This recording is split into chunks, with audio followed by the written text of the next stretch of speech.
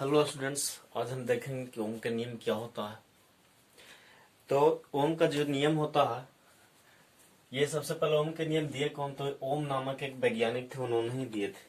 ये वैज्ञानिक कहाँ के रहने वाले थे? तो ये वैज्ञानिक रहने वाले थे जर्मन के। ये जर्मन वैज्ञानिक थे, जर्मनी के थे, और इनका पूरा नाम क्या है? जॉर्ज साइमन ओम। तो इन्होंने एक नियम दिए और उसी के नाम को शॉर्ट में क्या कहा गया? ओम के नियम।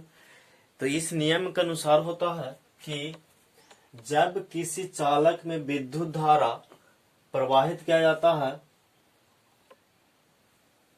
जब किसी चालक में विद्युत धारा प्रवाहित किया जाता है तो वो उसमें आरोपित विभवांतर के समानुपाती होता है। अब समानुपाती का मतलब क्या होता है? समानुपाती का मतलब ये होता है कि एक अगर बढ़े तो दूसरा भी क्या हो जाए। जैसे कि समानुपाती का ये ए समानुपाती बी यहाँ पर हो गया। इसका मतलब होता है कि एक बढ़ेगा तो दूसरा भी बढ़ेगा। जैसे आदमी के देखते हो, आदमी के जब एज बढ़ता है, धीरे धीरे उम्र उसका बढ़ता है, तो उसका ऊंचाई बढ़ता है कि नहीं? बढ़ता है। तो जो उम्र हुआ वो क्या हुआ? ऊंचाई के समानुपाती हुआ कि उम्र बढ़ेगा तो ऊंचाई भी बढ़ेगा। उसी तरह से अगर हम चाल बढ़ा दे तो समय क्या लगेगा? कहीं पहुंचना है तो समय कम लगता है, तो वहां पर वो क्या हो जाता है? व्युत्क्रमानुपाती। व्युत्क्रमानुपाती का मतलब ये हुआ, यहाँ पर इसका मतलब क्या हो गया?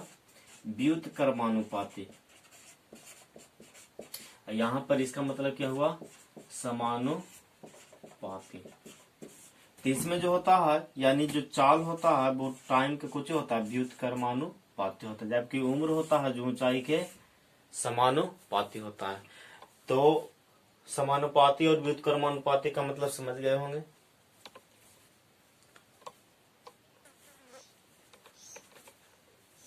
ये सब व्युत्क्रमानुपाती और समानुपाती का मतलब हुआ। अब ये कह रहा है कि किसी चालक में प्रवाहित विद्युत धारा उसमें आरोपित विभवांतर के समानुपाती होता है। यानी जो V है वो क्या होगा? I के समानुपाती, या फिर I। V मतलब कि विभवांतर, I मतलब विद्युत धारा। तो V है जो प्रोपोर्शनल है, समानुपाती है किसके? विद्युत धारा की। या फिर ऐसे भी कह सकते हैं कि I विद्युत धारा जो प्रोपोर्शनल किसके है? विभवांतर के है। अब यहां से हम इसको समानुपाती होता है यदि ताप में कोई परिवर्तन नहीं हो। लेकिन इसमें एक कंडीशन होता है कि तार का जो ताप है वो सेम रहना चाहिए। अभी अगर तार का ताप 20 डिग्री सेल्सियस है तो कुछ देर बाद भी इस तार का ताप कितना होना चाहिए? 20 डिग्री सेल्सियस होना चाहिए। इसका तापमान बढ़ना या घटना नहीं चाहिए।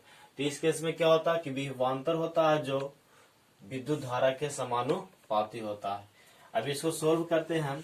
जय यहाँ पर समानुपाती है, अब इसको जैसे ही बराबर लाएंगे हम तो यहाँ पर एक कांस्टेंट आता है। एक कांस्टेंट क्या आता है? आर। यहाँ पर आर क्या हो जाएगा? आर यहाँ पर प्रतिरोध है,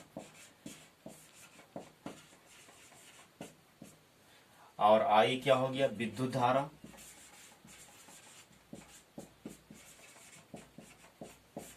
और भी क्या हो गया? विभवांतर। तो आई होप इसको समझ चुके होंगे कि ओम के नियम क्या होता है।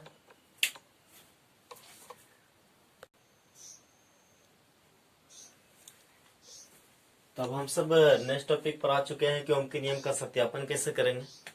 तो सबसे पहले इसका सत्यापन करने के पहले कुछ क्वेश्चन देख लेते हैं। किसी तार में 4 वोल्ट विभवांतर है और उसका प्रतिरोध 2 ओम है। तार में प्रवाहित विद्युत धारा का मान कितना होगा? तो हम सब जानते हैं ओम के नियम के अनुसार कि V बराबर आई है।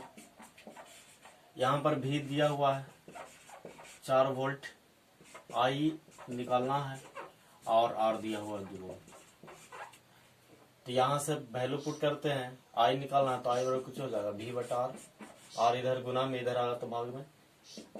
V का वैल्यू 4 है, ये 2 है, तो कितना हो जाएगा? 2 एम्पियर। तो यही आंसर हो जाएगा। अब भी आइए ग्राफ विभवांतर और विद्युत धारा का ग्राफ कैसा होता है। तो इसका जो ग्राफ होता है हम जानते हैं V बराबर आई आर होता है। तो यहाँ V प्रोपोर्शनल टू कुछ होता है, V समानुपाती R होता है। तो जब ऐसे समानुपाती का क्वेश्चन आता है तो समानुपाती के केस में जो VI का ग्राफ होता है वो सीधा रेखा होता है इस तरह से। ये कौन सा रेखा होता है? सरल रेखा। तो ये ध्यान रखना है कि जो VI का ग्राफ होता है, विभवांतर और विद्युत धारा का जो ग्राफ होता है वो कैसा होता है? सरल रेखा होता है। अब ओम के नियम का सत्यापन में अब हम सब आ जाएंगे कि ओम के नियम को सत्यापन कैसे करेंगे। तो ओम के नियम को सत्यापन करने के लिए इस तरह से हम इंस्ट्रूमेंट लेकर के इसको अरेंज करते हैं। तो सबसे पहले क्या लेते हैं? वोल्ट मीटर लेते हैं, वाल्व, एमीटर, बंद स्विच और बैटरी लेते हैं। अब हम सब जानते हैं कि वोल्ट मीटर को कैसे अरेंज करते हैं? समांतर क्रम में, जबकि एमीटर को श्रेणी क्रम में जोड़ते हैं। तो वही परपथ और आयत के अनुसार एक वोल्ट मीटर, एक एमीटर, बंद स्विच, बल्ब, बैटरी को व्यवस्थित करते हैं, इस अनुसार व्यवस्थित करते हैं। इसके अलावा और भी हम बैटरी लेते हैं। कितने सेल का बैटरी लिए हैं? 2 सेल का। इसके अलावा और 3 सेल और 4 सेल का बैटरी अपने पास रखते हैं। बारी बारी से बैटरी को विभवांतर का मान लिख लेते हैं। अब बैटरी को बार बार क्या करेंगे? हम बदलेंगे। तो इसका विभवांतर बदला कि नहीं? विभवांतर ही बदल जाएगा, विद्युत धारा ही बदलेगा और विभवांतर ही बदलेगा। क्योंकि बैटरी अभी दो गो सेल था, बाद में 3 गो सेल होगा, बाद में 4 सेल होगा। तो इस तरह से विभवांतर का मान क्या होगा? बढ़ेगा। तो I का मान भी, विद्युत धारा का मान भी बढ़ता है। यहाँ पर हम मान चुके हैं कि बल्ब का प्रतिरोध कितना है? 1 ओम है। तो हम रीडिंग लगते हैं कि रीडिंग कैसे कैसे होता है। तो रीडिंग के अनुसार सबसे पहले हम कुछ लिखे हैं कि जब 2 सेल था V और I, जब 2 सेल था तो उस समय V कितना था? V, एक सेल 2 वोल्ट का है। 2 सेल कितना? एक सेल बराबर 2 वोल्ट है। 2 सेल के 4 वोल्ट। यहाँ पर 2 सेल बैटरी लेंगे, यहाँ पर 2 सेल लेते हैं। V कितना हो गया? 4 वोल्ट।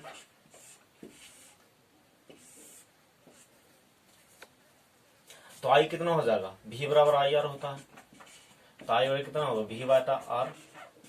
V कितना है? 4 वोल्ट। R हमको पता है 1 ओम। तो कितना हो जाएगा? 4 एम्पियर। इसी तरह से 3 सेल लेते हैं। 3 सेल का मान कितना होगा? 6 वोल्ट। एक सेल 2 वोल्ट का है तो 3 सेल 6 वोल्ट। तो यहाँ पर जो इसका मान हो कितना होगा? 6 बटा 1।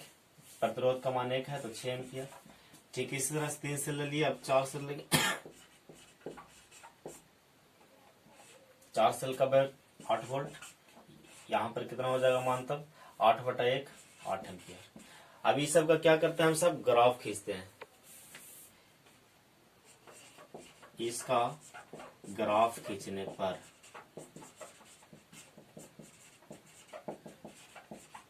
जब हम सब ग्राफ खींचते हैं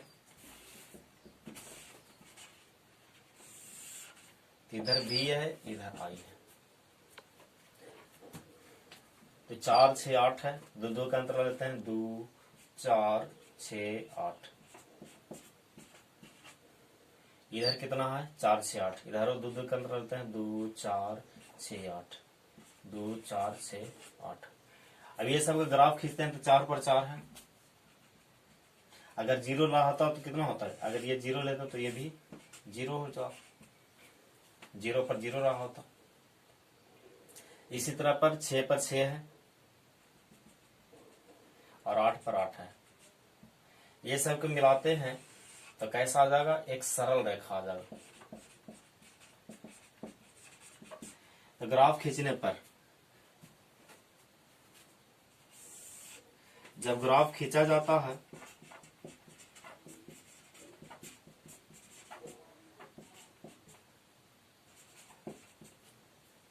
जब VI ग्राफ खींचते हैं तो यह सरल रेखा मिलता है। और हम सब जानते हैं जब सरल रेखा मिलेगा तो वो एक दूसरे क्या हो जाएगा? समानुपाती हो जाएगा। अतः विभवांतर विद्युत धारा के समानुपाती होता है।